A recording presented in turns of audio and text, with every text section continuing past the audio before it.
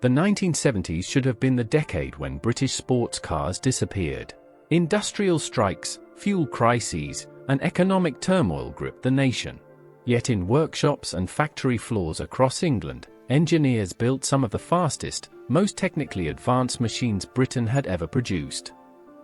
This wasn't the era of compromise, it was the era of defiance.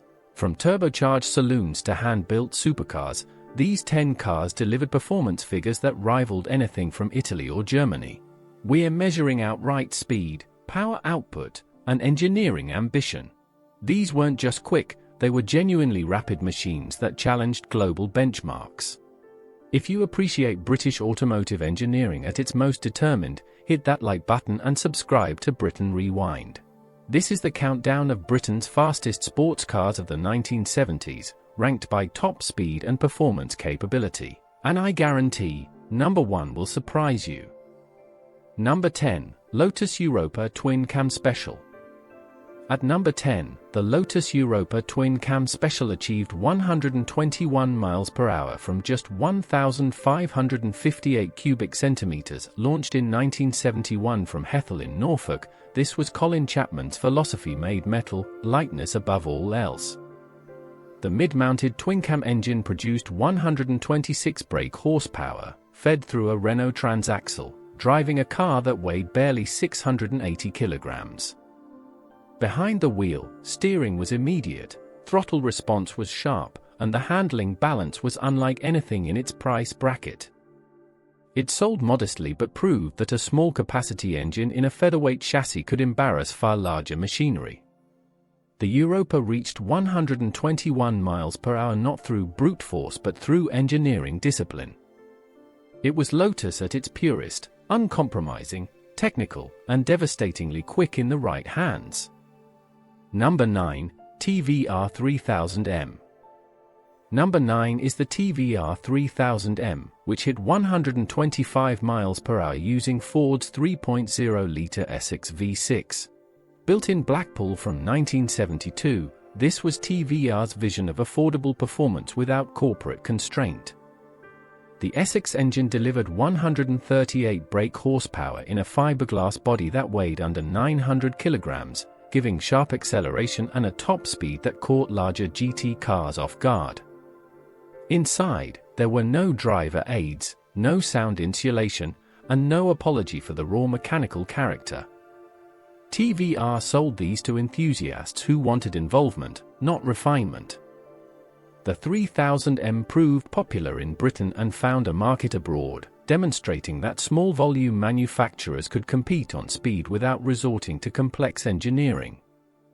At 125 miles per hour, the 3000M was genuinely fast, visceral, and unmistakably British in its unfiltered delivery. Number 8, Reliant Scimitar GTE SE6. At number 8, the Reliant Scimitar GTE SE6 reached 121 miles per hour, powered by Ford's 3.0-litre Essex V6 producing 135 brake horsepower. Introduced in 1975 from Tamworth, this was Britain's sporting estate, a concept that balanced practicality with genuine performance. The fiberglass body kept weight manageable, and the Ford mechanicals ensured reliability and parts availability. On the road, the GTE offered composed handling, strong mid-range torque, and a surprising turn of speed for a car with a tailgate. It appealed to drivers who needed space but refused to sacrifice driving enjoyment. Princess and famously owned one, cementing its status as an understated performance choice. The GTE proved that speed and utility weren't mutually exclusive, and at 121 miles per hour, it was faster than many dedicated sports cars of the era. Number 7, Jensen Healey. Number 7 is the Jensen Healey, which recorded 119 miles per hour using Lotus's twin-cam 1,973 cubic centimeters engine producing 140 brake horsepower. Built in West Bromwich from 1972, this was intended as Britain's answer to affordable, mid-sized roadsters from Europe and Japan. The Lotus engine provided sharp throttle response and high revving character, while the chassis offered predictable handling and decent ride quality. Unfortunately, early examples suffered reliability issues that damaged its reputation, but when functioning correctly, the Jensen Healey delivered genuine performance and driver engagement. It represented an ambitious collaboration between two British manufacturers, combining Jensen's chassis expertise with Lotus's powertrain technology. At 119 miles per hour, it was genuinely quick for an open-top sports car, and in many respects, it deserved better commercial fortune than it ultimately received in a difficult market. Number 6. Lotus Esprit Series 1. At number 6, the Lotus Esprit Series 1 achieved 138 miles per hour from its 2.0-liter twin-cam engine, producing 160 brake horsepower. Launched in 1976 from Hethel, the Esprit was Giugiaro-styled and entirely mid-engined, representing Lotus's ambition to challenge Ferrari and Porsche directly. The fiberglass monocoque kept weight to just 950 kilograms, ensuring acceleration and handling that felt sharper than the power figures suggested. Behind the wheel, steering was precise, grip was tenacious, and the driving position felt purposeful and focused.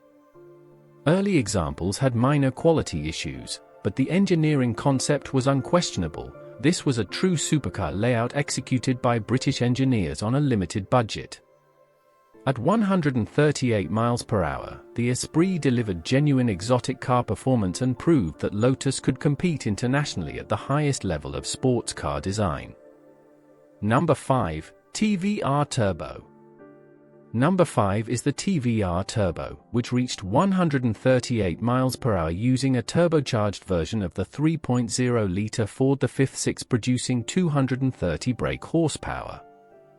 Launched in 1975 from Blackpool, this was one of Britain's earliest turbocharged production sports cars and delivered performance that genuinely shocked contemporary testers. The turbocharger transformed the Essex V6 character, adding violent mid-range acceleration and a top speed that matched far more expensive machinery. Handling remained raw, steering was direct, and there was little in the way of electronic assistance or refinement. TVR built these in tiny numbers for enthusiasts who prioritized outright speed over comfort or practicality. At 138 miles per hour, the Turbo was extraordinarily quick for its time and demonstrated British willingness to embrace forced induction long before it became mainstream in performance cars. Number 4. Aston Martin V8 Series 3. At number 4, the Aston Martin V8 Series 3 delivered 145 miles per hour from its hand-built 5.3-liter V8, producing approximately 340 brake horsepower. Built in Newport Pagnell from 1973, this was Aston Martin's flagship GT, a car that combined brutal performance with traditional coach-built craftsmanship. The aluminium-bodied V8 offered explosive acceleration, a thunderous exhaust note, and a top speed that exceeded most European rivals. Inside, leather, wood, and switchgear reflected the bespoke nature of its construction. Each car required weeks of hand assembly, limiting production but ensuring exclusivity. The V8 appealed to wealthy British buyers who wanted performance without adopting Italian or German alternatives. At 145 miles per hour, this was a genuinely fast Grand Tourer that reinforced Aston Martin's reputation for building some of the quickest and most desirable cars in the world during a decade of economic difficulty. Number 3. Lotus Esprit Turbo. Number 3 is the Lotus Esprit Turbo, which achieved 152 miles per hour in prototype form during late 1970s development, entering production in 1980. Engineers at Hethel fitted a Garrett turbocharger to the 2.2-liter twin-cam engine, extracting 210 brake horsepower and transforming the Esprit's character entirely. Acceleration became ferocious, mid-range torque improved dramatically, and the top speed placed it among Europe's fastest production cars. Handling retained the precision and balance of the naturally aspirated model, but now with significantly greater straight-line performance. The Turbo represented Lotus's engineering ambition, taking an already capable platform and extracting supercar-level performance through forced induction. It proved that British manufacturers could compete with turbocharged Porsche models on outright speed. At 152 miles per hour, the Esprit Turbo was genuinely rapid and established a performance benchmark that defined Lotus throughout the following decade. Number 2. The AC3000 ME. At number 2, the AC3000 ME reached 120 miles per hour using a 3.0-litre Ford Essex V6 producing 138 brake horsepower in a mid-engined layout. Developed throughout the 1970s and entering limited production in 1979 from Thames Ditton, this was AC's attempt to create a modern mid-engined sports car using proven Ford mechanicals. The fiberglass body and mid-mounted engine promised excellent handling balance and driving engagement. However, development delays, quality issues, and high costs limited production to just 82 examples. Despite commercial failure, the 3000 ME represented genuine engineering ambition from a small British manufacturer attempting to compete in a market dominated by larger competitors. At 120 miles per hour, it was respectably quick, and in concept, it deserved recognition as a brave attempt to modernize a legendary British sports car brand during an exceptionally difficult period. Number 1. Aston Martin V8 Vantage. At number 1, the Aston Martin V8 Vantage achieved 170 miles per hour, making it Britain's fastest production car of the 1970s and one of the fastest in the world. Launched in 1977 from Newport Pagnell, the Vantage used a heavily revised 5.3-litre V8 producing approximately 390 brake horsepower. Engineers fitted larger carburetors, higher compression pistons, revised camshafts, and a bonnet power bulge to accommodate the increased performance. Acceleration was brutal, 0 to 60 in 5.3 seconds, and the top speed embarrassed contemporary Ferraris and Porsches. This wasn't just quick, it was genuinely extreme. Inside, traditional craftsmanship met outrageous mechanical capability. At 170 miles per hour, the V8 Vantage proved that British engineering could produce the fastest and most powerful production car on the planet when ambition, skill, and determination aligned perfectly.